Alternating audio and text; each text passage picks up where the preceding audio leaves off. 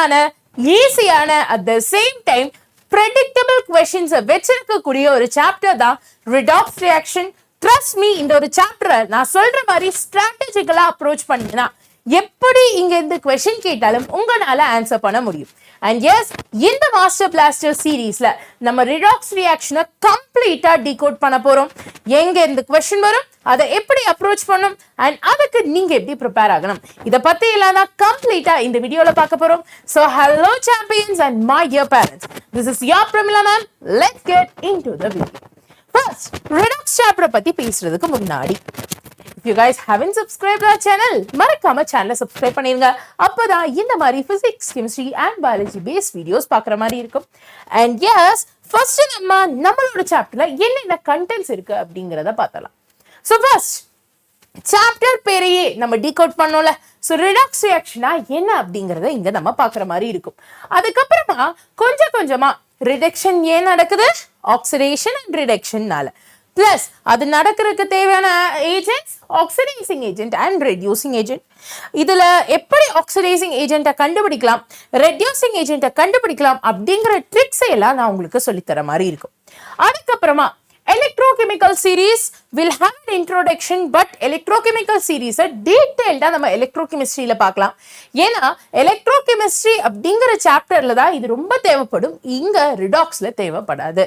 So yes, electrochemical series ஒரு story series to remember all the elements electrochemistry அடுத்த master blaster sessionல வர மாதிரி இருக்கும். அதுக்கப்புறமா ஆக்சிடேஷன் நம்பர் எப்படி கண்டுபிடிக்கணும், அதை எப்படி அப்ளை பண்ணும், அண்ட் அந்த நம்பரை வச்சு ஒரு எலிமெண்ட் எப்படி ஆக்சிடைஸ் ஆகுதா ரிடக்ஷன் ஆகுதா அப்படிங்கறத கண்டுபிடிக்கிறதுன்னு நம்ம பார்ப்போம். Next, oxidation number, redox number, இதையெல்லாம் கண்டுபிடிக்கிறதுக்கான ஒரு மெத்தட், பிளஸ் அந்த மெத்தட் வச்சு எப்படி உங்களோட என்டையர் கெமிக்கல் ஈக்குவேஷனை பேலன்ஸ் பண்ணலாம் அப்படிங்கறது எல்லாம் தான் கம்ப்ளீட்டா கிளியர் கட்டா இந்த வீடியோல நம்ம பார்க்க போறோம். ஸோ இப்பவே உங்கள்கிட்ட ஒரு விஷயம் சொல்லிடுறேன், please make sure that you have a pen and a note for you to take notes. ஏன்னா நான் பிபிடி இல்லாம நிறைய விஷயங்கள் உங்களுக்கு சொல்ற மாதிரி இருக்கும், எழுதி காமிக்கிற மாதிரி இருக்கும், அதை எல்லாத்தையும் நோட் பண்ணி வச்சுக்கோங்க, ரொம்ப important. Okay, so first of all சாப்டருக்கு போறதுக்கு முன்னாடி நம்ம ஃபர்ஸ்ட் ரிடாக்ஸ் அப்படின்னா என்னன்னு பார்க்கணும். Red ox. Red stands for reduction, whereas ox stands for oxidation. Red na reduction and ox na oxidation. அப்போ என்ன ஒரு ரியாக்ஷன்ல ரிடக்ஷனும் ஆக்சிடேஷனும் ஒன்னா நடக்குதோ, அட் அ டைம் நடக்குதோ, அந்த ரியாக்ஷனை தான் நம்ம ரிடாக்ஸ் ரியாக்ஷன் அப்படின்னு சொல்லுவோம். சரி மேம், ரிடாக்ஸ்னா என்னன்னு சொல்லிட்டீங்க, பட் ரிடக்ஷன்னா என்ன, ஆக்சிடேஷன்னா என்ன, அத சும்மா நான் டெஃபினேஷன் வச்சு சொல்றதை விட ரெண்டுத்தையும் கம்பேர் பண்ணி சொல்லித்தரேன், ஈஸியா புரியும், நோட் பண்ணி வச்சுக்கோங்க. First let us start with oxidation. சரியா? சோ ஹெட்டிங் எழுதிக்கிறேன், நோட் பண்ணிக்கோ. First it is oxidation and the next one is reduction. Okay, oxidation na என்ன, அந்த வார்த்தையை பார்த்தாவே உங்களுக்கு தெரிஞ்சிருக்கும். Oxidation, oxygen addition. அப்ப இங்க ஆக்சிஜனை ஆட் பண்ண போறோம். One quick question, oxygen electropositive எலிமெண்டா எலக்ட்ரோ நெகட்டிவ் எலிமெண்டா? கமெண்ட்ல சொல்லுங்க. எஸ் சொல்லிருப்பீங்கன்னு நினைக்கிறேன். Okay, so oxygen is none other than an electronegative element. அப்போ ஆக்சிஜனை ஆட் பண்ண போறீங்கன்னா ஆப்வியஸ்லி ஒரு எலக்ட்ரோநெகட்டிவ் எலிமெண்ட் ஆட் பண்றீங்க அப்படின்னு அர்த்தம். பாருக்கண்ணா, எல்லா ஆக்சிடேஷன் ரியாக்ஷன்லயும் ஆக்சிஜனை மட்டும்தான் ஆட் பண்ணணும் இல்ல, ஏதாவது ஒரு electronegative element like chlorine, fluorine, bromine, இந்த மாதிரி ஏதாச்சும் ஒரு எலக்ட்ரோநெகட்டிவ் எலிமெண்ட் ஆட் பண்ணாலும் அது ஆக்சிடேஷனுக்கு கீழே தான் வரும். நெக்ஸ்ட், இதுக்கு அப்படியே ஆப்போசிட் தான் ரிடக்ஷன்.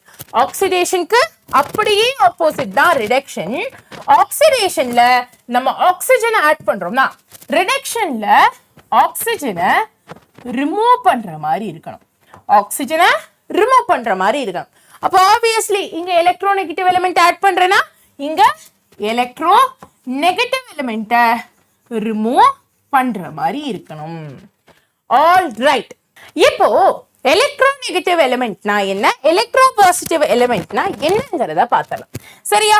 first electropositive element நா என்னன்னு பாப்போம். electropositive. electro அப்படிங்கற வார்த்தை எலக்ட்ரானை குறிக்கும். E மைனஸ்னா எலக்ட்ரான் அர்த்தம். பாசிட்டிவ் அப்படிங்கிற வார்த்தை எலக்ட்ரான் நிறைய இருக்கு, எலக்ட்ரான் இன் எக்ஸஸ் அப்படிங்கறத குறிக்கும். சோ எந்த ஒரு எலிமெண்ட்டுக்கு எலக்ட்ரான்ஸ் அதிகமா இருக்கோ, எலக்ட்ரான் தேவைக்கும் அதிகமா இருக்கோ, அதை எல்லாத்தையும் எலக்ட்ரோபாசிட்டிவ் எலிமெண்ட்னு சொல்லுவோம். Say for example sodium. சோடியமோட outermost electronic configuration பாத்தீங்கன்னா it is 2,8,1. Lewis octet rule படி ஒரு ஆட்டம் எடுத்துக்கிட்டீங்கன்னா அதோட outermost shellல 8 எலக்ட்ரான்ஸ் வரைக்கும் தான் இருக்கணும், அப்பதான் அது ஸ்டேபிளா இருக்கும். அப்ப இந்த ஒண்ணுங்கிறது எக்ஸஸா இருக்கா? Yes yes. இந்த மாதிரி எக்ஸஸான எலக்ட்ரானை வச்சிருக்கிறவங்க எல்லாம் electropositive. And electropositive elements electrons நிறைய எக்ஸஸா இருக்கிறதுனால they are all good conductors of electricity. Okay, they are all good conductors of electricity. இப்போ எலக்ட்ரோபாசிட்டிவ்னா என்னன்னு நமக்கு புரிஞ்சிருச்சு. அடுத்ததா எலக்ட்ரோநெகட்டிவ்க்கு போலாமா? Yes, shall we dive into electronegative elements? electronegative elements னா என்ன அர்த்தம்? திருப்பி எலக்ட்ரோனா எலக்ட்ரானை குறிக்கும், நெகட்டிவ் அப்படின்னா இல்ல எலக்ட்ரான் வேணும் அப்படின்னு குறிக்கும். சோ இவனுக்கு எலக்ட்ரான் வேணும். எக்ஸாம்பிள் குளோரின் எடுத்துக்கலாம். குளோரினோட outermost shellல 1 2 3 4 5 6 7 எலக்ட்ரான்ஸ் இருக்கு. பட் குளோரினுக்கு 8 எலக்ட்ரான்ஸ் outermostல இருந்தாதான் ஸ்டேபிளா இருக்கும். அப்போ அவனுக்கு எக்ஸ்ட்ராவா அந்த ஒரு எலக்ட்ரான் தேவைப்படுது. இப்படி எலக்ட்ரான் தேவைப்படக்கூடிய ஒருத்தர் தான் நம்ம எலக்ட்ரோநெகட்டிவ் அப்படின்னு சொல்றோம். இப்போ பீரியாடிக் டேபிள் எடுத்துக்கிட்டீங்கன்னா as you can see periodic டேபிள்ல S பிளாக் இருக்கும், then சென்டர்ல D பிளாக் இருக்கும், கீழ F பிளாக் இருக்கும், and இங்க P பிளாக் இருக்கும். கரெக்ட்டா? கரெக்ட்டா? always remember ஒரு பீரியாடிக் டேபிள்ல when you go from left to right, left side fulla metals இருக்கும், like right side mostly non metals இருக்கும். so S blockல இருந்து P blockக்கு இப்படி transit ஆகி மூவ் ஆகி வந்தீங்கன்னா obviously metallic character increases. அப்போ metallic character குறையுதுன்னா obviously electronegativity increases or electropositivity increases. Okay, S blockல இருந்து P blockக்கு move ஆவறச்சே நமக்கு என்ன தெரியுது? ஒரு எலிமெண்டோட மெட்டாலிக் கேரக்டர் குறையுது. இங்க ஹைட்ரஜன் இங்க லித்தியம் இருக்கு, இங்க கார்பன் இருக்குன்னா lithium is metallic, carbon is நான் மெட்டாலிக். அப்ப என்ன இருக்கு? Metallic character from S to P குறைஞ்சிருக்கு. மெட்டாலிக் கேரக்டர் குறைஞ்சிருக்குன்னா எலக்ட்ரோபாசிட்டிவிட்டி குறைஞ்சிருக்கு ஆர் எலக்ட்ரோநெகட்டிவிட்டி இருக்கு. அவ்வளவுதான் கண்ணா. புரிஞ்சிச்சா? இதெல்லாம் பேசிக்ஸ் எலக்ட்ரோபாசிட்டிவ் எலக்ட்ரோநெகட்டிவ் பத்தி புரிஞ்சுக்கிறதுக்காக சொன்னேன். இப்போ coming back to the concept. எனக்கு ஆக்சிடேஷன்னா ஆக்சிஜனை ஆட் பண்ணணும் ஆர் எலக்ட்ரோநெகட்டிவ் ஆட்டமை ஆட் பண்ணணும். நான் என்ன சொல்றேன்? என்கிட்ட ஒரு பாக்ஸ் இருக்கு, ஓகேவா? இந்த பாக்ஸுக்கு பேரு ஆக்சிடேஷன். ஓகேவா? இந்த பாக்ஸுக்குள்ள இனிஷியலா நான் இந்த பாக்ஸை எடுத்து வச்சப்போ 2 எலக்ட்ரோபாசிட்டிவ் எலிமெண்ட் இருக்கு அண்ட் 2 எலக்ட்ரோநெகட்டிவ் எலிமெண்ட் இருக்கு. 2 எலக்ட்ரோபாசிட்டிவ் அண்ட் 2 எலக்ட்ரோநெகட்டிவ் எலிமெண்ட் இருக்கு. இப்போ நான் வந்துட்டு என்ன சொல்றேன்? இந்த டப்பாக்குள்ள ஆக்சிடேஷன் நடக்கணும்னு சொல்றேன். அப்ப நீங்க என்ன பண்ணுவீங்க? ஆக்சிடேஷன்னா ஆக்சிஜன் அடிஷன். ஆக்சிஜன் ஒரு எலக்ட்ரோநெகட்டிவ் எலிமெண்ட். அப்ப இங்க எலக்ட்ரோநெகட்டிவ் எலிமெண்டோட கவுண்ட் அதிகமா இருக்கணும் அப்படின்னு யோசிப்பீங்க. அப்போ ஒண்ணு ஒரு எலக்ட்ரோநெகட்டிவ் எலிமெண்ட்டை வெளியில இருந்து நம்ம உள்ள கொண்டு போலாம். ஆர் உள்ள எதுவுமே இல்லப்பா, நீங்க எதையும் கொண்டு வர முடியாது அப்படின்னு சொன்னாங்கன்னா ஈஸியா in order to increase the electron negativity in this box, ஒரு electropositive எலிமெண்ட்டை நம்ம என்ன பண்ணலாம், வெளியில எடுத்துடலாம். இப்போ இந்த பாக்ஸுக்குள்ள 2 எலக்ட்ரோநெகட்டிவ் எலிமெண்ட்டும் ஒரு எலக்ட்ரோபாசிட்டிவ் எலிமெண்ட்டும் தான் இருக்கு. which means நான் ஒரு எலக்ட்ரோநெகட்டிவா ஆட் பண்ணாதான் ஆக்சிடேஷன் அர்த்தம் இல்ல, அந்த சார்ஜை கொண்டு வரதுக்காக ஒரு எலக்ட்ரோபாசிட்டிவா ரிமூவ் பண்ணாலும் அது ஆக்சிடேஷன் தான். புரிஞ்சுச்சா? திருப்பி சொல்றேன், நல்லா கவனிச்சுக்கோ. ஒரு எலக்ட்ரோநெகட்டிவ் எலிமெண்ட்டை ஆக்சிடேஷன் ப்ராசஸ்க்காக இந்த டப்பாக்குள்ள ஆட் பண்ணணும்னு பாக்குறேன். பட் இனிஷியலா பார்த்தப்போ இடம் இல்லை, அதனால நான் என்ன பண்றேன், எலக்ட்ரோநெகட்டிவ் ஆட் பண்றதுக்கு பதிலா இன்ஸ்டெட் ஆஃப் தட் ஒரு எலக்ட்ரோபாசிட்டிவ் எலிமெண்ட்டை ரிமூவ் பண்ணிடுறேன். எலக்ட்ரோபாசிட்டிவா ரிமூவ் பண்ணா இப்போ இங்க நெகட்டிவிட்டி அதிகமா இருக்கா, 2 நெகட்டிவ் ஒரு பாசிட்டிவ்னு சொல்லும்போது நெகட்டிவிட்டி அதிகமா இருக்கா, அப்ப இந்த ப்ராசஸையும் நான் ஆக்சிடேஷன் தான் சொல்றேன். So oxidation is not just electronegative addition, it is also வேற கலர்ல எழுதலாமா, electropositive removal or electropositive K ரொம்ப ஃபேமஸா இருக்கக்கூடிய ஹைட்ரஜன் ரிமூவல். இப்போ இங்க ஹைட்ரஜன் ஒரு எலக்ட்ரோபாசிட்டிவா ரிமூவ் பண்றேன்னு சொல்லிட்டேன். அப்போ ரிடக்ஷன்ல அதுக்கு ஆப்போசிட்டா நடக்கணுமா, ரைட்? ரிடக்ஷன்ல அதுக்கு ஆப்போசிட்டா நடக்கணுமா, அப்ப அங்க எலக்ட்ரோபாசிட்டிவா ரிமூவ் பண்றேனா ரிடக்ஷன்ல எலக்ட்ரோபாசிட்டிவா ஆட் பண்ண போற ஆர் ஹைட்ரஜனை ஆட் பண்ண போற. புரிஞ்சுச்சா? Oxidation, oxygen addition, electronegative add பண்றது பதிலா எலக்ட்ரோபாசிட்டிவ் ரிமூவ் பண்ற ஆர் ஹைட்ரஜனை ரிமூவ் பண்ற. அதுக்கு அப்படியே ஆப்போசிட் ரிடக்ஷன், இங்க ரிமூவ் பண்றது, எலக்ட்ரோபாசிட்டிவ் இங்க எலக்ட்ரோபாசிட்டிவ் ரிமூவ் பண்றேன்னா இங்க ஆட் பண்ற, which means ஹைட்ரஜன் ஆட் பண்ற. இது கூட நோட் பண்ணிக்கோ.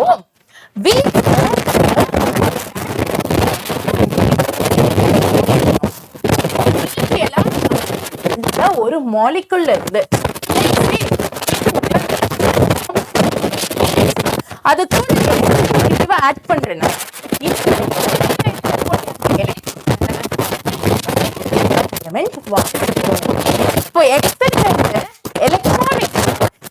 இப்போ எலக்ட்ரான் which means x கிட்ட இருந்த ஒரு எலக்ட்ரான் பறி போயிருச்சா,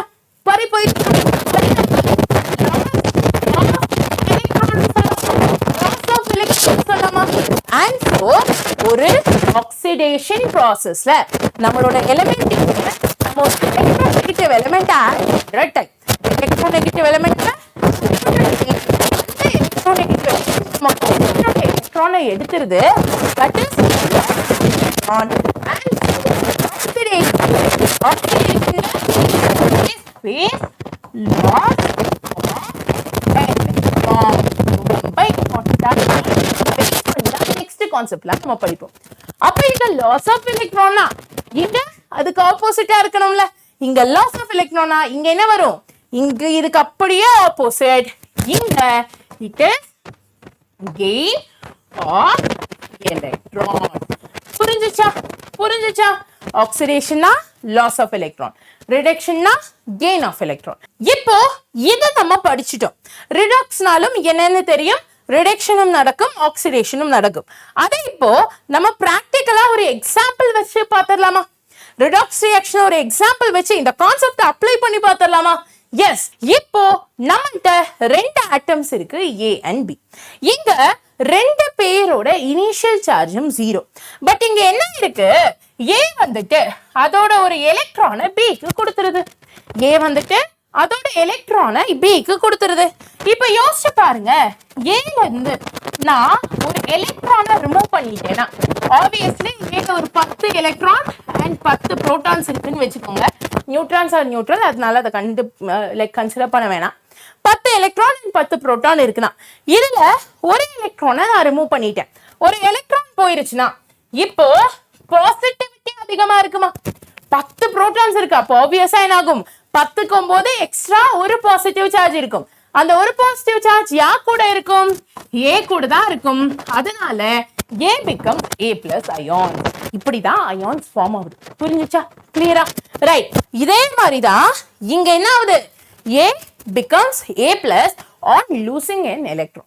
பட் இந்த எலக்ட்ரானை யாரா வாங்கியிருக்கா? இந்த எலக்ட்ரானை B தான் வாங்கியிருக்கான். கரெக்டா? கரெக்டா? இந்த எலக்ட்ரானை B தான் வாங்கியிருக்கான்னு சொல்லும்போது அந்த நெகட்டிவ் சார்ஜ் யாருக்கு போயிருக்கு? B க்கு போயிருக்கு. அதனாலதான் B க்கு ஒரு மைனஸ் நம்ம போடுறோம். That is why here we get A+ and B-. புரிஞ்சுச்சுங்களா? இப்போ A+ மாறி இருக்கலாம். There is a loss of electron. Loss of electron na it is oxidation. B becomes B-, which means there is a gain of electron. Gain of electron na other reduction. இந்த process தான் நம்ம கொஞ்ச நேரத்துக்கு முன்னாடி பிரிச்சு படிச்சோம்.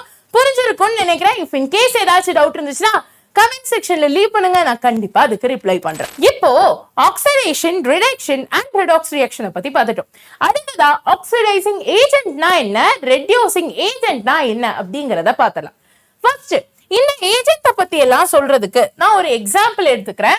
let us say நம்ம ஒரு ரெண்டல் ஏஜென்ட் ஆர் இந்த வீட்டு புரோக்கர்லாம் சொல்லுவோம்ல, அந்த மாதிரி ஒரு ரெண்டல் ஏஜென்ட்டை, வீட்டு புரோக்கர் மாதிரி இருக்கக்கூடிய ரெண்டல் ஏஜென்ட்டை நான் எடுத்துக்கிறேன். இப்போ இந்த ரெண்டல் ஏஜென்ட் என்ன பண்ணுவாரு? உங்களுக்கு ஃபார் யூ, இப்போ நமக்கு ஒரு வீடு வேணும்பா, உங்களுக்கு வந்துட்டு ஒரு வீடு வேணும். அதுக்காக நீங்க என்ன பண்ணுவீங்க? ரெண்டல் ஏஜென்ட்டை சொல்லுவீங்க. அவங்க உங்களுக்கு தேவையான இந்த மாதிரி ஒரு வீட்டை கண்டுபிடிச்சு தருவாங்க. கரெக்டா? எஸ், இந்த மாதிரி நமக்கு தேவையான ஒரு வீட்டை அவங்க கண்டுபிடிச்சு தருவாங்க. இப்போ இந்த ரெண்டல் ஏஜென்ட் அவங்களுக்காக இந்த வீடை கண்டுபிடிக்கிறாங்களா? இன்னும். பட் யாருக்காக இந்த வீட்டை தராங்க? நமக்காக இந்த வீட்டை தராங்க. கரெக்டா? கரெக்டா? எஸ். சோ இதே கான்செப்டை நம்ம ஆக்சிடைசிங் அண்ட் ரெடியூசிங் ஏஜென்ட்லயும் சப்ஸ்டிட்யூட் பண்ணலாம். இன்ஸ்டெட் ஆஃப் ரெண்டல் ஏஜென்ட் நான் இங்க ஆக்சிடைசிங் ஏஜென்ட்டை எடுத்துக்கிறேன்.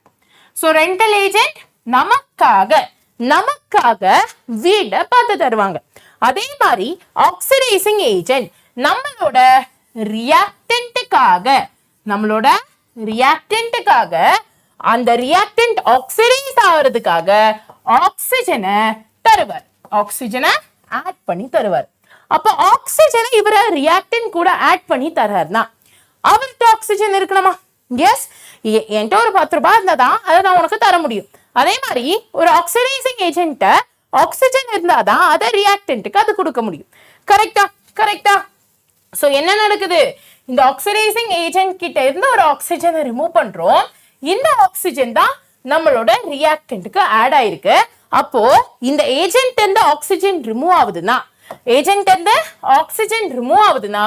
இந்த ஆக்சிடைசிங் ஏஜென்ட் தன்னைத்தானே ரெடியூஸ் பண்ணிக்கிட்டு ரிடக்ஷனை நடத்திக்கிட்டு நமக்கு ஆக்சிஜனை தருது. அந்த ஆக்சிஜனை ரியாக்டன்ட் வாங்கிக்கிட்டு ஆக்சிடைஸ் ஆகுதுன்னு அர்த்தம். அப்போ ஒரு ஆக்சிடைசிங் ஏஜென்ட் தன்னைத்தானே ரெடியூஸ் பண்ணிக்கிறாங்கிறது தானே அர்த்தம். எஸ், தன்னைத்தானே ரெடியூஸ் பண்ணிக்கிறான். ஓகேவா? கிளியரா? இதே கான்செப்ட் தான் ரெடியூசிங் ஏஜென்ட்டுக்கும். ரெடியூசிங் ஏஜென்ட்டோட வேலை என்ன? அவன் தன்னைத்தானே ஆக்சிடைஸ் ஆகிக்கிட்டு ரியாக்டன்ட்டை ரெடியூஸ் பண்ணி தரணும். So oxidising agent reduces itself, reducing agent oxidises itself. இந்த ஒரு கான்செப்டை மட்டும் புரிஞ்சுக்கிட்டீங்கன்னா எப்படி இதுல இருந்து क्वेश्चन கேட்டாலும் ஈஸியா ஆன்சர் பண்ணிடலாம். புரிஞ்சுச்சா? கிளியரா? ஓகே. இப்போ உங்களுக்கான ஒரு ஹோம்வொர்க் क्वेश्चन. இவ்வளோ நேரம் நம்ம பார்த்த கான்செப்ட் எல்லாம் நீங்க அப்ளை பண்ணி எனக்கு இதுக்கு ஆன்சர் சொல்ல போறீங்க. So the question is N2 plus H2 gives NH3. Of course இங்க ஒரு 2 வரும், இங்க ஒரு 3 வரும். அப்பதான் இந்த ஈக்குவேஷன் பேலன்ஸ் ஆகும். இந்த ஈக்குவேஷன்ல இந்த ரியாக்டன்ட் எண்ட்ல ஆக்சிடைசிங் ஏஜென்ட் யாரு, ரெடியூசிங் ஏஜென்ட் யாரு அப்படிங்கறத நீங்க மெயின் கமெண்ட் செக்ஷன்ல ஹோம்வொர்க்கா சொல்லலாம். சீரியஸான நீட் ஆஸ்பிரண்டா இருந்தீங்கன்னா பிளஸ் நீட் அண்ட் ஜேஇக்காக நீங்க படிக்கிறீங்கன்னா தென் இதை ப்ராக்டிஸ் பண்ணுங்கடா. ப்ராக்டிஸ் பண்ணி ஆன்சரை கமெண்ட் செக்ஷன்ல சொல்லுங்க. so that it will motivate you to watch and learn thoroughly. clear? okay. next அடுத்ததா இந்த ஏஜென்ட்டை பத்தி எல்லாம் படிச்சிட்டோம். அடுத்ததா எலக்ட்ரோகெமிக்கல் சீரீஸை பத்தி பார்க்க போறோம். நான் ஆல்ரெடி உங்கள்கிட்ட என்ன சொன்னேன், எலக்ட்ரோகெமிக்கல் சீரீஸை நம்ம எலக்ட்ரோகெமிஸ்ட்ரி சாப்டர்ல பார்ப்போம்னு சொல்லியிருக்கேன். அதனால இதை பத்தி டீட்டெயில்டா நான் சொல்ல மாட்டேன். எலக்ட்ரோகெமிஸ்ட்ரியில இது எப்படி வந்துச்சு, ஏன் வந்துச்சு, இதை எப்படி அப்ளை பண்ணுவோம் அப்படிங்கிறத சொல்றேன். மேக்ஸிமம் 1 or 2 டேஸ்ல அந்த வீடியோவை அவங்க அப்லோட் பண்ணிடுவாங்க. ஓகேவா? ஓகே. நெக்ஸ்ட் நம்ம ஆக்சிடேஷன் நம்பரை பத்தி தான் பார்க்க போறோம். இப்போ ஒரு எலிமெண்ட் ஆக்சிடைஸ் ஆகுது, இன்னொன்னு ரெடியூஸ் ஆகுது, அதை பத்தி எல்லாம் நம்ம பார்த்தோம். பட் எவ்வளவு எக்ஸ்டென்ட் வரைக்கும் அது ஆக்சிடைஸ் ஆகுது, எவ்வளவு எக்ஸ்டென்ட் வரைக்கும் அது ரெடியூஸ் ஆகுது அப்படிங்கறத பத்தின ஒரு ஃபிக்ஸட் வேல்யூ நம்ம கண்டுபிடிச்சோமா? கண்டுபிடிக்கல. சோ அந்த ஃபிக்ஸட் வேல்யூவை கண்டுபிடிக்கிறதுக்காக தான் நம்ம ஆக்சிடேஷன் நம்பரை யூஸ் பண்ண போறோம். ஆக்சிடேஷன் நம்பர்னா ஒன்றும் இல்லை, ஒரு மாலிகுல் எடுத்துக்கிட்டீங்கன்னா இந்த molecule or in a compound அங்க இருக்கக்கூடிய அந்த எலிமெண்ட், இப்ப NaCl எடுத்துக்கிட்டீங்கன்னா Na ஒரு எலிமெண்ட், Cl ஒரு எலிமெண்ட், இது ரெண்டும் சேர்ந்தாதான் NaCl அப்படிங்கிற ஒரு காம்பவுண்ட் உருவாகும். அப்போ இந்த Na-க்கு என்ன சார்ஜ், அயானிக் சார்ஜ், இந்த Cl-க்கு என்ன அயானிக் சார்ஜ் அப்படிங்கறத பார்த்தோம்னா அதுதான் நம்மளோட அந்த மேட்டமோட அயானிக், இந்த அயானிக் கட் பண்ணிருங்க, அந்த ஆட்டமோட ஆக்சிடேஷன் நம்பரா இருக்கும். சரியா? புரிஞ்சுச்சுங்களா? சோ ஆல்வேஸ் ரிமெம்பர், ஒரு மாலிகுல் எடுத்துக்கிட்டோம்னா லெட்ஸ் சே NaCl, இதுல Na+ Cl- அப்படிங்கிற அயான்ஸ் இருக்கு. அப்போ Na-ஓட ஆக்சிடேஷன் நம்பர் +1, Cl-ஓட ஆக்சிடேஷன் நம்பர் -1. இது ரெண்டும் சேர்ந்தாதான் இந்த மாலிகுல் ஸ்டெபிலைஸ்டா இருக்கும். And so total oxidation number of a compound is 0. புரிஞ்சுச்சா? இது ஆக்சுவலா அடுத்த ரூல்ஸ்ல நம்ம படிப்போம். பட் இருந்தாலும் இப்பவே இங்கே சொல்லிடுறேன். கிளியர்? ஓகே. நெக்ஸ்ட் அடுத்ததா ஆக்சிடேஷன் நம்பர் ரூல்ஸை பத்தி தான் பேச போறோம். ஃபர்ஸ்ட், யாருக்கெல்லாம் ஆக்சிடேஷன் நம்பர் 0வா வரும்? ஒரு எலிமெண்ட் ஆர் ஆட்டம் ஃப்ரீ ஸ்டேட்ல இருக்குன்னா, ஃப்ரீ ஸ்டேட்னா லெட்ஸ் சே காப்பர் வந்துட்டு Cu-வா இருக்கு, அது ஒரு எலிமெண்ட். ஆர் ஹைட்ரஜன் வந்துட்டு H2 அப்படிங்கிற பியூரஸ்ட் ஃபார்ம் ஆஃப் காம்பவுண்ட்ல இருக்கு. ஆர் ஒரு மாலிகுல் இருக்கு. Let's say we have a molecule HNO3. இப்போ இந்த molecule HNO3 as a whole, this hydrogen H2 as a whole and this copper as a whole, இது எல்லாத்துக்குமே oxidation number என்னன்னு பார்த்துக்கிட்டீங்கன்னா it is equal to 0. So oxidation number of copper, hydrogen as a molecule and HNO3 as a molecule together. இங்க hydrogen, nitrogen, oxygen க்கு வேற வேற oxidation number இருக்கும். But as a whole அவங்களோட oxidation number 0வா இருக்கும். அப்ப மேம் நம்மள்ட்ட ஒரு அயான் இருக்குன்னு வெச்சுக்கோங்க. Let's say we have HSO4. இல்ல நான் ஒரு தப்பு பண்ணிருக்கேன், கவனிச்சீங்களா? என்ன மேம் HSO4 ஒரு மாலிகுல் இருக்கா, H2SO4 தானே ஒரு மாலிகுல் இருக்கும் அப்படின்னு உங்க மைண்ட் வாய்ஸ் கேக்குது. எனக்கு இங்க வரைக்கும் கேக்குது. But it is not actually a free state or a complete molecule. கட் பண்ணிருங்க Darshan, free state or a complete molecule கட் பண்ணிருங்க. மாலிகுல் இது ஆக்சுவலா ஒரு அயான் HSO4-. ஓகேவா? சோ இங்க ஹைட்ரஜன் ஒண்ணுதான் இருக்கு, அதனால ஆப்வியஸ்லி SO4ஓட சார்ஜ் கொஞ்சம் ஏறி மைனஸை இந்த மாலிகுலுக்கு கொடுக்குது. இப்போ இந்த மாதிரி மாலிகுலுக்கு oxidation number as a whole HSO4, திருப்பி சொல்றேன் தர்ஷன், as a whole என்னவா இருக்கும் அப்படின்னு பார்த்துக்கிட்டீங்கன்னா as a whole the value of this ionic molecule as a whole will be equal to -1. என்ன காரணம்? இதோட சார்ஜ் வேல்யூ தான் நமக்கு ஆன்சரா வரும். புரிஞ்சுச்சுங்களா? கிளியரா? இப்போ ஃப்ரீ ஸ்டேட் ஆர் மாலிகுலுக்கு என்ன value as a whole and ionsக்கு என்ன வேல்யூ அப்படிங்கறத பார்த்துட்டோம். இது இல்லாம நிறைய மாலிகுல்ஸ்க்கு நிறைய விதமான ஆக்சிடேஷன் நம்பரை செட் பண்ணி வச்சிருக்கோம். டேக்கண்ணா இப்பவே ஒரு விஷயம் சொல்லிடுறேன், ஏன் மேம் இதுக்கு இந்த நம்பர் வருது, ஏன் அதுக்கு அந்த நம்பர் வருது அப்படிங்கறத யோசிக்காத. ஏன்னா based on number of electrons or number of capacity over the molecule அது மாறும். பட் அதுக்கு பேஸ் பண்ண ட்ரிக்ஸை தான் நான் இங்க கொடுத்துருக்கேன். இந்த ட்ரிக்கை மட்டும் ஞாபகம் வச்சுக்கோ. ஃபர்ஸ்ட் எலிமெண்டல் ஃபார்ம் அதெல்லாம் பார்த்துட்டோம். So group 1 elements. குரூப் 1 சொல்லும்போது எஸ் பிளாக்ல first group lithium, sodium, potassium, rubidium, caesium இதெல்லாம் வரும். இவங்க எல்லாருக்கும் ஆக்சிடேஷன் நம்பர் +1 தான் இருக்கும் until or unless it is in elemental form. அது elemental formல இருந்தா அதுக்கு 0, இல்லைன்னா அது எங்க இருந்தாலும் alkali metalக்கு +1 தான். Similarly, alkali earth metalக்கு +2 unless or until it is in elemental form. Next, hydrogen. ஹைட்ரஜனை பொறுத்தவரை ஹைட்ரஜன் ஒரு மெட்டல் கூட பாண்ட் ஆயிருக்கா, நான் மெட்டல் கூட பாண்ட் ஆயிருக்கான்னு பார்க்கணும். நான் மெட்டல் கூட இருந்துச்சுன்னா +1, இதுவே மெட்டல் கூட இருந்துச்சுன்னா ஆப்வியஸ்லி குரூப் 1 குரூப் 2 மெட்டல்ஸ் கூட இருந்துச்சுன்னா -1 அப்படின்னு போடும். அதுக்கப்புறமா ஆக்சிஜன். ஆக்சிஜனுக்கு ஆக்சுவல் நம்பர் இஸ் -2. H2O எடுத்துக்கிட்டீங்கன்னா 2 ஹைட்ரஜனுக்கு +2னா ஒரு ஆக்சிஜனுக்கு -2. பட் அது பெராக்சைட் ஃபார்ம்ல வந்துச்சுன்னா அதோட ஆக்சிடேஷன் நம்பர் -1. அதாவது ஒரு மாலிகுல்ல 2 ஆக்சிஜன் டைரக்டா கனெக்ட் ஆகி வந்துச்சுன்னா அது வந்துட்டு நம்ம பெராக்சைட்னு சொல்லுவோம். அங்க மட்டும் ஆக்சிஜனுக்கு -1. இதுவே ஆக்சிஜன் சூப்பர் ஆக்சைடு கேசஸ்ல வந்துச்சுன்னா நான் எக்ஸாம்பிள்லாம் காமிக்கிறேன், கவலைப்படாதீங்க. ஆக்சிஜன் சூப்பர் ஆக்சைடு கேஸ்ல வந்துச்சுன்னா then for super oxide oxygen's value will be -half. இப்போ ஆக்சிஜனோட normal case, peroxide case and super oxide கேஸுக்கான ஒரு சில எக்ஸாம்பிள் தரேன், நோட் பண்ணி வச்சுக்கோங்க. இப்போ இங்க பாத்துக்கிட்டீங்கன்னா I have an example for oxide, peroxide and superoxide. ஆக்சைட்னா நம்மளோட ஆக்சிஜன் O2- ஃபார்மேட்ல இருக்கும் and this is said to be mostly seen everywhere. எல்லா இடத்துலயும் ஆக்சிஜன் O2- தான் இருக்கும். Example Li2O H2O. இங்க நல்லா கவனிச்சீங்கன்னா ஒரு லித்தியம்க்கு +1, அப்போ 2 லித்தியம்க்கு +2, அதை டேக்கிள் பண்றதுக்கு ஆக்சிஜனுக்கு -2 வேல்யூ. சிமிலர்லி H2O ஒரு ஹைட்ரஜனுக்கு +1, அப்போ 2 ஹைட்ரஜனுக்கு +2, அதை டேக்கிள் பண்றதுக்கு ஆக்சிஜனோட வேல்யூ -2. பட் இதுவே பெராக்சைடு பாத்தீங்கன்னா உங்க ஆக்சிஜன் O2 ஃபார்ம், திருப்பி சொல்றேன், O2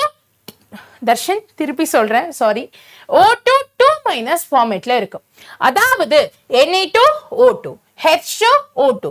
இங்க எல்லாம் பாத்துக்கிட்டீங்கன்னா சோடியமோட ஒரு சோடியம்க்கு +1 வச்சா கூட சோடியமோட வேல்யூ +1 × 2 +2 இருக்கு. whereas ஆக்சிஜனோட வேல்யூ அப்ப -2ன்னு வரணும்ல. எஸ், அப்பதானே இந்த மாலிகுல் as a whole 0 ஆகும். அப்ப 2 ஆக்சிஜனுக்கு -2னா ஒரு ஆக்சிஜனுக்கு -1. அதனாலதான் பெராக்சைட்ஸ்க்கு -1 வேல்யூவை யூஸ் பண்றதுக்கு இங்க சொல்லியிருக்கேன். -1 in peroxide. நெக்ஸ்ட் சூப்பர் ஆக்சைடா பாத்துக்கிட்டீங்கன்னா in case of superoxides oxygen O2- ஃபார்மேட்ல இருக்கும். அதற்கான எக்ஸாம்பிள் தான் KO2. KO2ல பொட்டாசியமோட வேல்யூ +1, அப்ப அதை பேலன்ஸ் பண்ண 2 ஆக்சிஜனோட வேல்யூ என்னவா இருக்கணும்? -1 இருக்கணும். ரெண்டும் சேர்ந்து -1னா ஒன்னத்தோட வேல்யூ -half இருக்கணும். புரிஞ்சுச்சுங்களா? சோ நம்மளோட மெயின் நோக்கம் நம்மளோட மாலிகுல் as a whole அதோட மாலிகுலர் ஆக்சிடேஷன் நம்பர் வேல்யூ 0ன்னு வரணும். அந்த 0ன்னு கொண்டு வரதுக்காக தான் நம்ம இந்த பெராக்சைடு சூப்பர் ஆக்சைடு கான்செப்டை கொண்டு வரோம். பட் இதற்கும் ஒரு எக்ஸெப்ஷனல் கேஸ் இருக்கு. ஏன்னா ஆக்சிஜன் இங்க பாத்துக்கிட்டீங்கன்னா எல்லா இடத்துலயும் மைனஸ்ல தான் வருது. பட் இந்த மைனஸ் எலக்ட்ரோநெகட்டிவிட்டி ஆஃப் ஆக்சிஜனுக்கு கூட ஒரு கேஸ் இருக்கு, எக்ஸெப்ஷனல் கேஸ் இருக்கு, which is OF2. OF2ல ஃப்ளோரின் நம்ம எல்லாருக்கும் தெரியும், பீரியாடிக் டேபிள்ல வச்சே ஃப்ளோரின் தான் மோஸ்ட் எலக்ட்ரோநெகட்டிவ் எலிமெண்ட். அப்ப ஃப்ளோரினோட ஆக்சிடேஷன் நம்பர் இங்க -1 × 2, அப்போ this will be -2. இப்போ ஃப்ளோரினுக்கு -2 கொடுத்தே ஆகணும். எஸ், ஃப்ளோரினுக்கு -2 கொடுத்தே ஆகணும். இந்த மாலிகுலும் பேலன்ஸ் ஆகணும்னா வேற வழியே இல்ல, நம்ம ஆக்சிஜனுக்கு நம்ம +2 வேல்யூ கொடுத்து தான் ஆகணும். So if in case oxygen fluorine கூட வந்துச்சுன்னா மட்டும். அப்போ ஆக்சிஜனுக்கு +2 கொடுப்போம். அண்ட் இந்த எக்ஸாம்பிள் இருந்து இன்னொரு விஷயத்தையும் கத்துக்கிட்டோம். fluorine always has an oxidation number of -1. ஒரு fluorine எங்க வந்தாலும் சரி அதோட ஆக்சிடேஷன் நம்பர் -1 தான் இருக்கும், மாறவே மாறாது. ஏன்னா fluorine is the most electronegative element. புரிஞ்சுச்சிங்களா? கிளியரா? கான்செப்ட் கிளியர் தானே? நெக்ஸ்ட் போலாம்ல? டவுட் இருந்தா கமெண்ட்ல சொல்லுங்க, சரிங்களா? Right, okay. இப்போ இது இல்லாம வேற யாரெல்லாம் இருக்காங்க? fluorine நான் சொன்ன மாதிரி ஆல்வேஸ் -1 நோட் பண்ணிக்கோங்க. நியூட்ரல் காம்பவுண்ட்ஸ் ஒரு மாலிகுலோட total oxidation number as a whole 0வா இருக்கும். அயனிக் காம்பவுண்ட்ஸ் ஒரு அயானிக் காம்பவுண்டோட ஓவரால் ஆக்சிடேஷன் நம்பர் எப்பவுமே பிளஸ் ஆர் மைனஸ்ல இருக்கும். இதை நோட் பண்ணி வச்சுக்கோங்க, ரொம்ப யூஸ்ஃபுல்லா இருக்கும். ஓகே, நெக்ஸ்ட் அடுத்ததா நம்ம என்ன பண்ண போறோம்? ஒரு ரிடாக்ஸ் ரியாக்ஷனை எப்படி பேலன்ஸ் பண்ணலாங்கிறத பார்க்க போறோம். டேக்கண்ணா, பேலன்ஸ் பண்றதுக்கு 2 மெத்தட்ஸ் இருக்கு. ஒன்னு ஆக்சிடேஷன் நம்பர், இன்னொன்னு அயான் எலக்ட்ரான் மெத்தட். பட் இது ரெண்டுத்துல ஆக்சிடேஷன் நம்பர் மெத்தட் ரொம்ப ஈஸியா ஆன்சரை கொண்டு வந்துட முடியும். ஸோ என்னோட ப்ரிஃபரன்ஸ் ஆக்சிடேஷன் நம்பர் மெத்தட் தான். நீங்களும் கொஞ்சம் தயவு செஞ்சு இந்த மெத்தடை ஃபாலோ பண்ணிக்கோங்க. ஓகேவா? ரைட், ரெண்டுத்தையும் படிச்சு குழப்பிக்க வேணாம், ஒன்னு மட்டும் ஸ்ட்ராங்கா இருந்தா போதும். ஆல்ரைட், ஸோ ஆக்சிடேஷன் நம்பர் மெத்தட்ல நம்ம என்ன பண்ண போறோம்? First P4 plus OH minus gives PH3 plus HPO2. இதுதான் நமக்கு கொடுத்திருக்கக்கூடிய ரியாக்ஷன். இந்த ரியாக்ஷனை தான் நம்ம பேலன்ஸ் பண்ணணும். அப்போ ஃபர்ஸ்ட் என்ன பண்ணணும்? இந்த என்டையர் ஈக்குவேஷனோட ஸ்கெலிட்டல் ஈக்குவேஷனை எழுதணும். இந்த சாலிட், லிக்விட், கேஸ் இதெல்லாம் இல்லாம பிளெயினா எழுதி வச்சுக்கணும். அதுதான் ஸ்கெலிட்டல் ஈக்குவேஷன். ஸ்டெப் நம்பர் 2, அங்க ஒவ்வொரு எலிமெண்ட், மாலிகுல், அயானுக்கு எல்லாம் ஆக்சிடேஷன் நம்பரை அசைன் பண்ணணும். Assign the oxidation number for each element and identity of the atoms. மாலிகுல்குள்ள ஒரு எலிமெண்ட் வைஸா நம்ம கொடுக்கணும். அப்படி பார்க்கும்போது P4 obviously as a molecule அங்க பாஸ்பரஸ் மட்டும் தான் இருக்கு, அதனால 0. Then OH minus which is an ion as a whole, இந்த அயானோட வேல்யூ -1 இருக்கும். ஏன்னா இங்க சார்ஜ் வேல்யூ மைனஸ் கொடுத்திருக்கான். நெக்ஸ்ட் PH3ல பாஸ்பரஸோட வேல்யூ என்னவா இருக்கும்? 3 ஹைட்ரஜன் இருக்கு, 3 ஹைட்ரஜனுக்கு +3னா பாஸ்பரஸ்க்கு -3.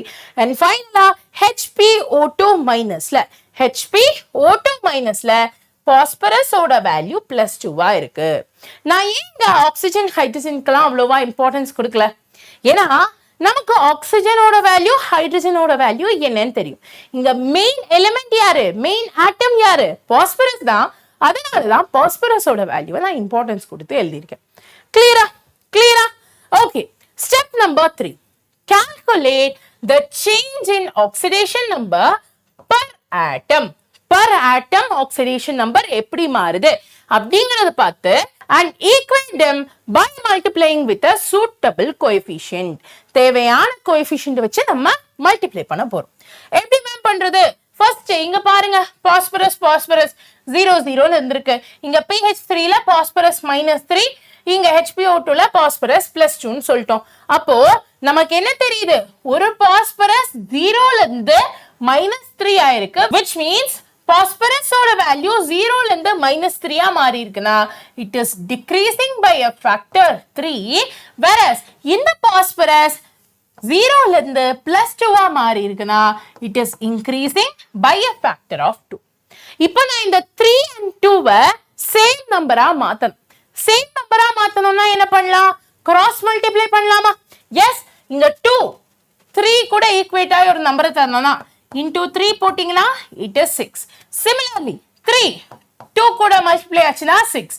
இப்போ நல்லா கவனிச்சு பாரு, as said in this value multiplying with suitable coefficients, இங்கேயும் 6 இங்கேயும் 6 வேல்யூ ஈக்குவல் ஆயிருச்சு. இதுதான் நம்மளோட தேர்ட் ஸ்டெப். ஸோ ஃபர்ஸ்ட்ல இருந்து சொல்றேன், நல்லா கவனிச்சுக்கோங்க.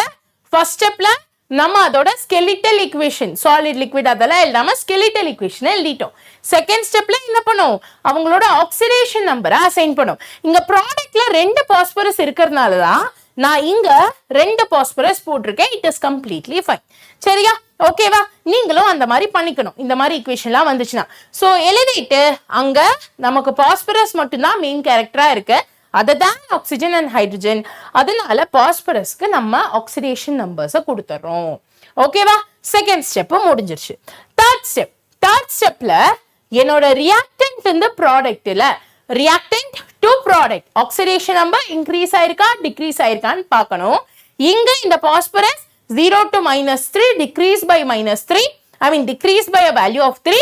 இங்க 0 to +2 increase by a factor of 2.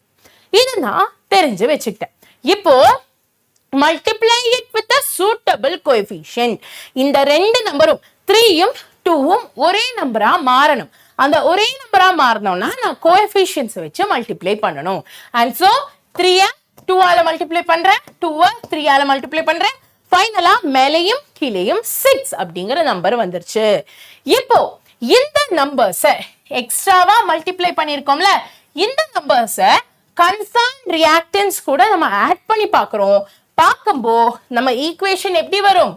P4 plus P4 plus OH minus gives PH3 plus HPO2 minus அப்படிங்கிற இந்த ஈக்குவேஷன்ல நம்ம அந்த வேல்யூஸ் ஆட் பண்ணோம்னா இங்கேயும் 2 வரணும், ரைட்? அண்ட் இங்க 3 வரணும். அதனால I am adding it to form 3P4 plus 2P4 gives PH3 and HPO2 minus. புரிஞ்சுச்சுங்களா? கிளியரா? ஃபைன். எஸ். ஓகே. இப்போ நம்ம என்ன பண்ணணும்? என்டையர் ஈக்குவேஷனை பேலன்ஸ் பண்ணணும். கரெக்டா? என்டையர் ஈக்குவேஷனை பேலன்ஸ் பண்ணணும்னா என்ன பண்ணலாம்? இப்போ இங்க நீங்க நல்லா கவனிச்சீங்கன்னா உங்களுக்கு என்ன தெரியுது? இங்க 8 பாஸ்பரஸ் இருக்கு, இங்க 3 4s 12 பாஸ்பரஸ் இருக்கு. அப்போ இதே கவுண்ட் இங்கேயும் வரணுமா? எஸ். இதே கவுண்ட் இங்கேயும் வரணுமா? ரைட். அப்போ இங்க 12, இங்க 8, அதே நம்பரை நம்ம இங்கேயும் கொடுத்துக்கிறோம். 8pH3 and 12HPO2 minus. Oxygen and ஹைட்ரஜனை மட்டும் பேலன்ஸ் பண்ணாம பாஸ்பரஸ் ஆக்சிஜன் ஹைட்ரஜன் இல்லாம வேற ஏதாச்சும் இருந்துச்சா அதை பேலன்ஸ் பண்ணிக்கணும். புரிஞ்சுச்சா? கிளியரா? நெக்ஸ்ட் ஸ்டெப், அடுத்த ஸ்டெப்ல நம்ம என்ன பண்றோம்னா now equate the ionic charges on both the sides. ரெண்டு சைட்ஸ்லயும் ionic charges என்னங்கறத பார்க்கணும். Since the reaction occurs in basic medium, இங்க reaction basic mediumல நடக்கிறதுனால add the total number of OH minus on the left hand side. Okay, இப்போ நீ நல்லா பார்க்கற இங்க எக்ஸ்ட்ராவா. சோ இப்போ ஃபைனலா லாஸ்ட் ஸ்டெப்க்கு வந்துட்டோம், which is to balance hydrogen and oxygen atoms. So இப்போ நான் என்ன பண்ண போறேன்? hydrogen atoms and oxygen atoms balance பண்றதுக்கு ரெண்டு ஸ்டெப்ஸை இன்வால்வ் பண்ண பார்க்க போறேன். I'll say again Darshan. இப்போ ஹைட்ரஜனை பேலன்ஸ் பண்றதுக்கு நம்ம ஃபர்ஸ்ட் அந்த என்டையர் ரியாக்ஷன் அசிடிக் மீடியம்ல இருக்கா பேசிக் மீடியம்ல இருக்கா அப்படிங்கறத பார்க்கணும். சரியா? அசிடிக்கா இல்ல பேசிக்கா அப்படிங்கறத பார்க்கணும். கவலைப்படாதீங்க, क्वेश्चनலயே கொடுத்திருப்பான் பிராக்கெட்ல ஆர் சைடுல for an acidic medium for a basic mediumனு கொடுத்திருப்பான். சரிங்களா? சோ ஃபர்ஸ்ட் அசிடிக் மீடியமா இருந்துச்சுனா in order to balance hydrogen you will add H plus. இதுவே எவ்வளவு ஹைட்ரஜன் வேணுமோ அவ்வளோ H+ ஆட் பண்ணுவீங்க. இதுவே நீங்க ஒரு பேசிக் மீடியம் எடுத்துக்கிட்டீங்கன்னா in order to balance hydrogen you will add respective OH minus. இப்போ நம்மளோட ரியாக்ஷன்ல பாத்துக்கிட்டீங்கன்னா டோட்டலா எத்தனை ஹைட்ரஜன் இருக்கு? இங்க 3. if in case இந்த ரியாக்ஷன் அசிடிக் மீடியம்ல நடக்குதுன்னா இங்க ஓவராலா எவ்வளவு ஹைட்ரஜன்ஸ் இருக்கு? சோ இப்போ இங்க ஓவராலா 8 3s 24 ஹைட்ரஜன் பிளஸ் 12 ஹைட்ரஜன்ஸ் இருக்கு. கரெக்டா? இப்போ 24 plus 12 எவ்வளோட கண்ணா? 24 plus 12 நமக்கு வந்துட்டு 36 ஹைட்ரஜன்ஸ் தேவை. அதுல ஒரு hydrogen left hand side already இருக்கு. சோ ஓவராலா இந்த சைடு 35 ஹைட்ரஜன்ஸ் தேவை. அப்போ இது ஒரு அசிடிக் மீடியத்துல நடந்துச்சுன்னா I will add 35 H plus in the left hand side. ஆனா இது ஒரு அசிடிக் மீடியம்ல நடக்கல. இது ஒரு பேசிக் மீடியம்ல நடக்குது. பேசிக் மீடியம்லன்னு சொல்லும்போது we'll had OH minus. But wait பண்ணுங்க, ஏன் இங்க 11 OH மைனஸ் மட்டும் ஆட் பண்ணியிருக்காங்கன்னு சொல்றேன். ஒரு நிமிஷம் வெயிட் பண்ணுங்க. நெக்ஸ்ட் இங்க be it acidic or be it basic medium, எந்த மீடியமா இருந்தாலும் சரி, ஆக்சிஜனை ஆட் பண்றதுக்கு in order to balance oxygen நம்ம வாட்டர் மாலிகுல்ஸை ஆட் பண்ற மாதிரி இருக்கும். ஸோ வாட்டர் மாலிகுல்ஸ்ல எக்ஸ்ட்ரா ஹைட்ரஜன் இருக்கு, பிளஸ் நான் ஹைட்ரஜனை பேலன்ஸ் பண்ண எக்ஸ்ட்ரா OH மைனஸும் ஆட் பண்ணியிருக்கேன். அதனாலதான் இங்க instead of 35 OH minus 11 OH minus எடுத்திருக்கும். புரிஞ்சுச்சா? சோ ஓவராலா நம்ம என்ன பார்த்திருக்கோம்? if we have to balance a reaction using oxidation number method, first skeletal equation எழுதணும்.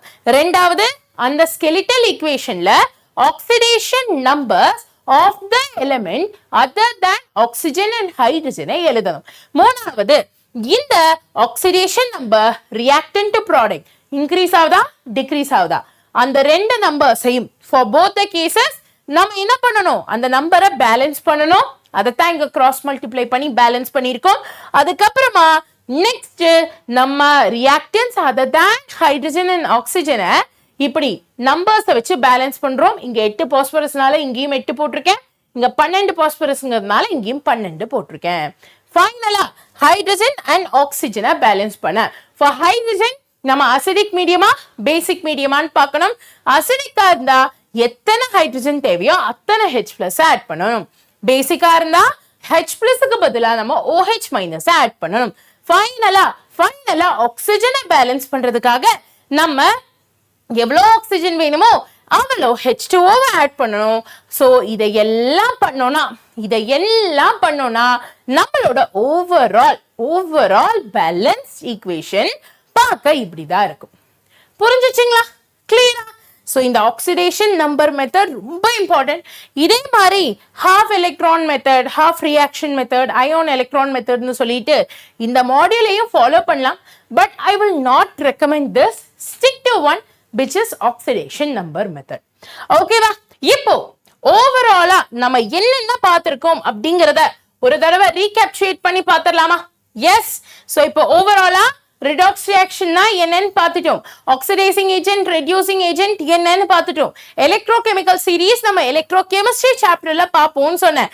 அதுக்கப்புறமா ஆக்சிடேஷன் நம்பருக்கான ரூல்ஸ் என்ன, எப்படி ஆக்சிடேஷன் நம்பரை கண்டுபிடிக்கிறது, தென் ஆக்சிடேஷன் நம்பர் மெத்தட் என்ன, அந்த மெத்தட வச்சு எப்படி ஒரு ஈக்குவேஷனை பேலன்ஸ் பண்றது, இத கம்ப்ளீட்டா பார்த்துட்டோம்.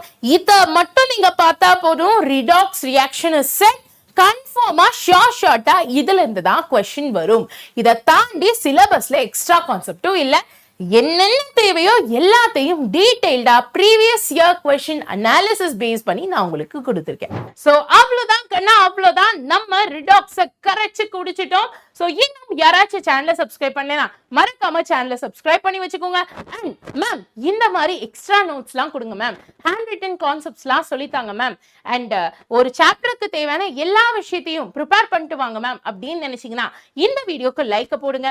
அண்ட் ஒரு ஹார்ட் கோர் நீட் ஆஸ்பிரண்டா இருந்தீங்கன்னா கமெண்ட் செக்ஷன்ல ஒரு ஹார்ட்டையும் போட்டு விட்டுட்டு, இதுல நான் ஒரு ஹோம்வொர்க் கொஸ்டின் கொடுத்திருக்கேன் இந்த வீடியோல, அந்த ஹோம்வொர்க்குக்கும் ஆன்சர் என்னங்கறத கமெண்ட் செக்ஷன்ல மறக்காம சொல்லுங்க. I'll meet you all in the next video. Until then, this is Premila Mam signing off. Bye bye, take care and have a great day.